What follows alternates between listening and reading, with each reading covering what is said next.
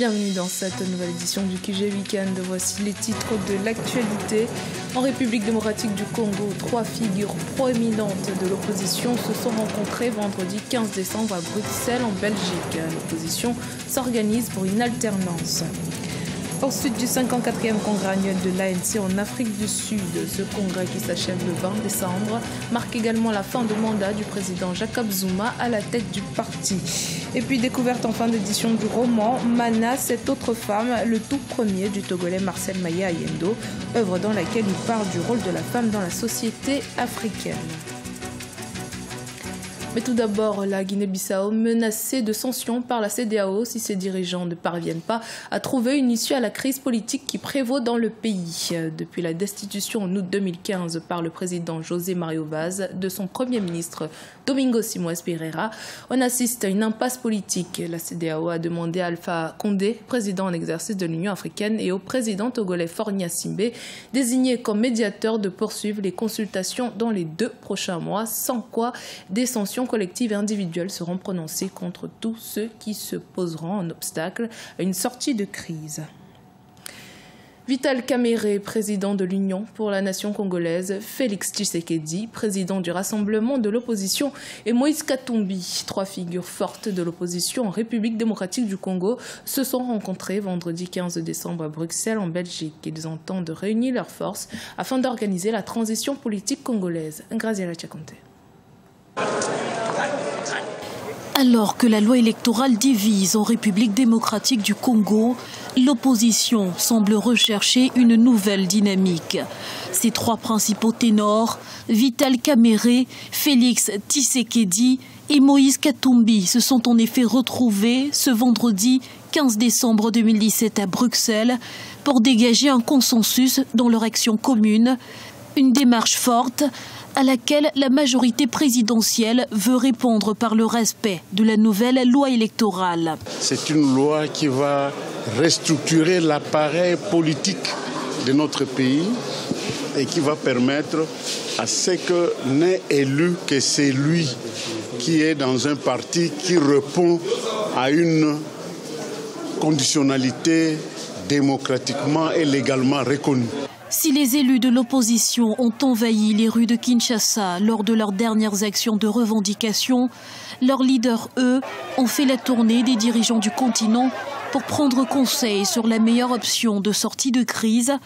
C'est ainsi que Vital Kamerhe a rencontré le président en exercice de l'Union africaine et président de la Guinée Alpha Condé et le président tchadien Idriss Déby Itno. Le message est clair. Nous, leaders de l'opposition, toutes les forces politiques de l'opposition, nous avons décidé de nous mettre ensemble pour imposer une passation de pouvoir pacifique dans notre pays, l'alternance. Faire respecter la Constitution et l'accord du 31 décembre. Et nous avons demandé le conseil des sages africains et en sa qualité de président de l'Union africaine pour que l'Afrique ne puisse plus attendre que l'Union européenne ou l'Amérique viennent résoudre les problèmes africains. Aux problèmes africains, solution africaine. Donc nous sommes allés demander l'appui des chefs d'État africains. Ils ont dit qu'ils sont préoccupés par la situation qui prévaut au Congo et ils ont la même lecture que nous et que c'est fini cette époque où l'Afrique doit attendre que l'Europe vienne résoudre les problèmes d'Afrique. Un plan d'action des leaders de l'opposition congolaise est désormais annoncé. La loi électorale et le respect du calendrier électoral publié par la commission électorale indépendante semble être le dernier point de discorde dans la perspective des élections, dont la présidentielle de 2018 en République démocratique du Congo. Fin de mandat à la tête de l'African National Congress pour le président sud-africain Jacob Zuma, le 54e congrès du parti au pouvoir qui a débuté ce samedi et s'achèvera mercredi 20 décembre. Il permettra de connaître le successeur du président Zuma à la tête du parti depuis 10 ans. Ce même successeur représentera l'ANC lors de la prochaine présidentielle prévue en 2019. Les précisions avec Marcel Farba-Maron. Congress officially open. En Afrique du Sud, le parti au pouvoir, l'ANC African National Congress, a ouvert sa 54e conférence samedi 16 décembre 2017 à Johannesburg. Un rassemblement qui va permettre de connaître le nouveau président de l'ANC. 7 candidats sont en lice pour succéder au président Jacob Zuma, parmi lesquels le vice-président Cyril Ramaphosa et l'ancienne présidente de la Commission de l'Union africaine, Nkosazana Dlamini Zuma. Le président Zuma, à la tête de l'ANC depuis 10 ans, conclut ainsi son mandat en prônant l'unité au sein du parti. Nous devons construire une ANC forte qui peut faire face à cette pression excessive afin de poursuivre son travail organisationnel librement. Le président Jacob Zuma a également reconnu que le peuple sud-africain est loin d'être satisfait du bilan de l'ANC depuis qu'il en a pris les rênes, avec des contre-performances lors des élections municipales de 2016. Le parti y a enregistré 54,5% des voix, loin des objectifs escomptés. Il faut dire que les querelles intestines ont pris une sérieuse dimension ces dernières années. Selon plusieurs spécialistes, le défi de ce congrès s'inscrit justement dans cette lignée, celle de reconquérir le peuple sud-africain. Il ne s'agit pas simplement de satisfaire les 4000 personnes présentes à ce congrès. Il s'agit de répondre à l'intérêt des 50 millions de Sud-Africains et de renforcer les politiques visant à éradiquer la pauvreté, à lutter contre les inégalités, à améliorer la santé et l'éducation.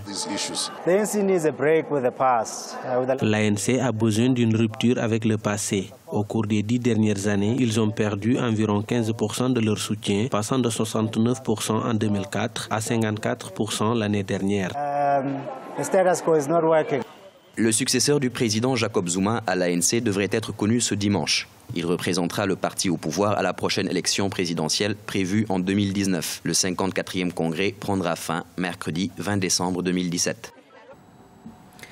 C'est acté, Emmerson Mnangagwa a été investi ce vendredi 15 décembre à la tête de la ZANU-PF, le parti au pouvoir au Zimbabwe. Il a été par la même occasion désigné comme candidat à l'élection présidentielle de 2018. Ibrahima Djoumaba. Au Zimbabwe, la page Robert Mugabe vient de se refermer. Vendredi 15 décembre 2017, le parti au pouvoir qu'il dirigeait a élu son remplaçant à la tête de l'État, Emmerson Mnangagwa, comme président lors d'un congrès extraordinaire à Harare. C'est devant plusieurs centaines de cadres du parti qu'Emmerson Mnangagwa a annoncé son ambition de changement de la ZANU-PF et du pays. Ce congrès doit définir un nouveau chemin pour le parti. Notre parti doit être l'instrument du rêve collectif de la nation et de son peuple. La tâche à laquelle nous devons nous atteler, c'est de reconstruire notre grande nation. La ZANU-PF a annoncé la couleur pour la prochaine élection présidentielle qui aura lieu en 2018. Ainsi, Emmerson Mnangagwa a été désigné candidat du parti au pouvoir. Il appelle les militants de son parti à l'union et à la reconstruction idéologique. Les règles idéologiques du parti ont été bafouées quotidiennement. Sa mobilisation n'était plus que de la coercition. Ce n'était plus le parti auquel vous et moi avions promis fidélité. Nous devons tous revenir aux sources et réparer le parti. La ZANU-PF ne doit plus travailler dans son ancienne moule. Il s'agit maintenant de parler politique et économie. Emmerson Mnangagwa a été limogé de son poste de vice-président par l'ancien président Robert Mugabe. Une décision qui avait entraîné la fronde au sein du parti, convoitée à l'époque par l'ex-première dame Grace Mugabe. Investi président de transition le 24 novembre 2017, Emmerson Mnangagwa est très attendu sur la relance de l'économie zimbabwéenne, secouée par l'hyperinflation. Dans l'actualité également, depuis le 15 décembre 2017, les ressortissants béninois n'ont plus besoin de visa d'entrée pour se rendre en Tunisie. L'annonce a été faite par Hatem Chahareddine Ferjeni, le secrétaire d'État auprès du ministre des Affaires étrangères tunisien, au cours du Forum économique Tunisie-Bénin qui s'est tenu à Cotonou. Cette mesure permettra non seulement de renforcer la coopération bilatérale, mais aussi de faciliter les échanges commerciaux entre les deux pays. Un peu de littérature africaine pour terminer avec la parution du tout premier roman du Togolais Marcel Ayendo. L'œuvre intitulée Mana, cette autre femme, est parue en novembre 2017. Le roman de l'administrateur civil à la retraite évoque le rôle de la femme dans la société africaine dans un style un peu particulier. Découverte dans ce reportage de notre correspondante Aimé Fakofi.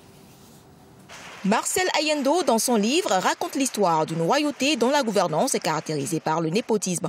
Et c'est ce système qu'une femme s'est levée pour combattre. Mana, cette autre femme, a été publié aux éditions Haru.